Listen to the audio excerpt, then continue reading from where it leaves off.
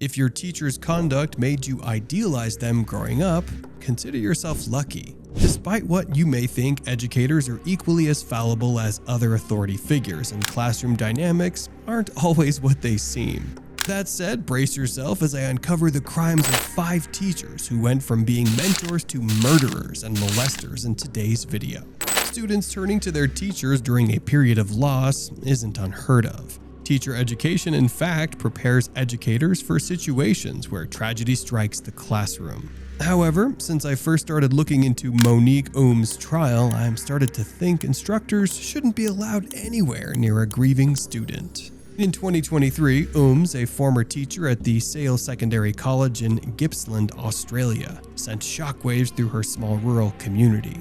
She was convicted of sleeping with a 16-year-old male student. Upon first getting in touch with the victim in May of 2022, Monique simply exchanged messages of support to help him deal with the recent death of his friend. But things took a sinister turn when the teacher started sending racy photos of herself to the boy. She had exchanged numbers with the student and sent him a photo of herself in her underwear. The situation further escalated come July as the teenager started illicitly meeting up with Ooms to have sex with her in various locations, including at her Maffra home in Victoria. The situation finally came to light in August of 2022 when the boys' school received an anonymous note informing them of Monique's misconduct. Despite pleading guilty to 4 counts of sexually penetrating a child under her supervision, she didn't receive any jail time.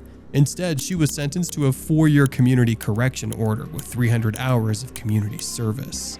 A pregnant teacher has been spared jail over an affair with a teenage student. The 31-year-old cried with relief when judges dismissed an appeal, allowing her to walk free. The presiding judge explained that Ooms' previous good behavior and troubled past qualified her for a lighter sentence. He also went on to say that while her behavior was inappropriate, it wasn't predatory. The local community, however, stands in disagreement and as of the making of this video, have forced the perpetrator into hiding with threats. Reports say that she now works as a bricklayer after a complete community boycott. While Ooms got off with what I consider a mere slap on the wrist, this next teacher turned criminal set off a nationwide manhunt after he kidnapped his 15-year-old student in 2017. Tad Cummins, a former health teacher at Colica Unit School in Tennessee, started grooming Elizabeth Thomas under the guise of assisting her with personal problems. After he was caught kissing Thomas on school grounds in 2016, the school authorities suspended him. But turns out the worst was yet to come for the teen. A year later in March, fearing that his crimes would be reported to the police, Cummins kidnapped Elizabeth and took her to a remote cabin in Northern California. Elizabeth remained missing for a course of 38 days and was only found when the cabin owner reported the pair to the police. In the court proceedings that followed, it was revealed that Cummins would force the teenager to perform sex acts with him by threatening to unalive himself, even going as far as to threaten her family. She was threatened with a gun on the day that she was kidnapped as well. While the perp initially denied charges of kidnapping, he ultimately pleaded guilty to federal counts of transporting a minor across state lines with the intention to sexually exploit. As per my research, his request to be released from prison amidst the COVID-19 crisis was denied in 2020, and he continues to serve his 20-year jail sentence in a facility in Alabama. As for Thomas, as of last year, she joins hands with Elizabeth Smart, a kidnapped victim turned child safety activist, to bring more attention to this issue. I know you're surprised to see Epstein's name on this list. Not many people know that the financier turned sex trafficker started his professional career with a teaching position at the Dalton School in NYC somewhere in the 1970s. Although he lacked a degree, he spent 2 years at the institute teaching math and physics before being suspended for not meeting its standards. In 2019, Huffington Post reached out to his former students and colleagues for a sort of opinion piece. Now, while some of the students described him as being one of those cool teachers, others remember him as a creep who was overly invested in spending time with young female students and would even party with them. even though he was not accused of misconduct during this short stint. It was brought up during a court trial in 2019. Upon being asked if he'd initiated sexual contact with any of his students in the aftermath of his dismissal from the school, Epstein denied the charge. He even refused to plead guilty to claims of him assaulting students while he was on the job. In case you're wondering why nobody reported him at the time, or if you think that an arrest would have prevented the harrowing events that followed, let's not forget that this was the 70s. Movements like the Me Too movement were eons away, and student-teacher relationships were an open secret. But anyway, you do have a point. He didn't have friends in high places to protect him back then, and would be behind bars in no time. I wish we could have said the same of his recent trials, don't you?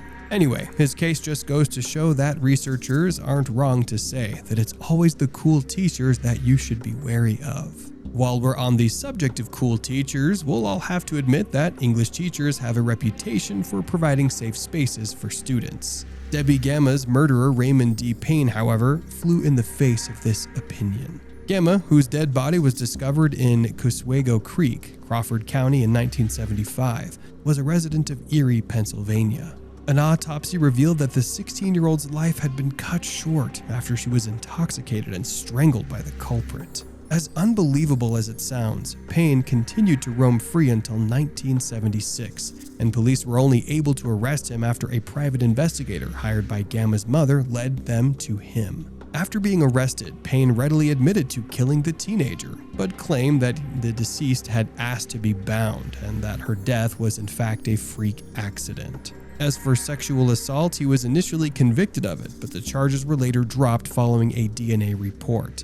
The reports also affirmed that he was only able to intoxicate the teen because of their proximity to each other as student and teacher.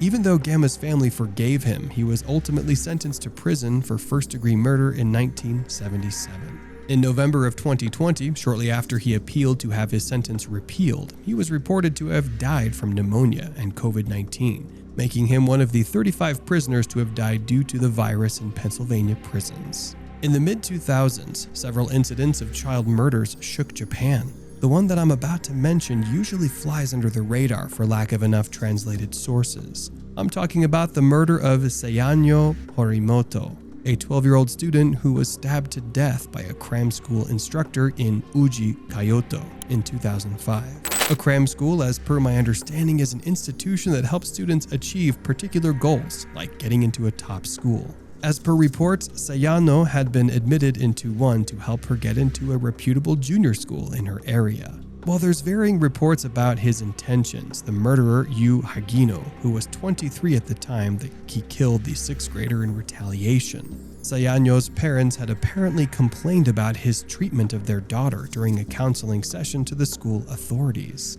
In his trial, Hagino's lawyer pleaded insanity and said that the accused experienced hallucinations and thought that a sword had possessed his body when he stabbed the student. However, reports of him purchasing a knife, a hammer, and even some towels to muffle their sounds beforehand showcased that the murder was premeditated. What's more, he'd called Sayano's father after he had murdered her. All of these things prove that he wasn't at all what lawyers like to call reduced capacity. Unfortunately, while he was sentenced to 18 years in prison in 2007, in 2009 the court considered his insanity defense and reduced his sentence to 15 years. Thanks for tuning in. Which other little-known true crime stories would you like me to uncover? Comment down below. Don't forget to like this video and subscribe for more gripping content.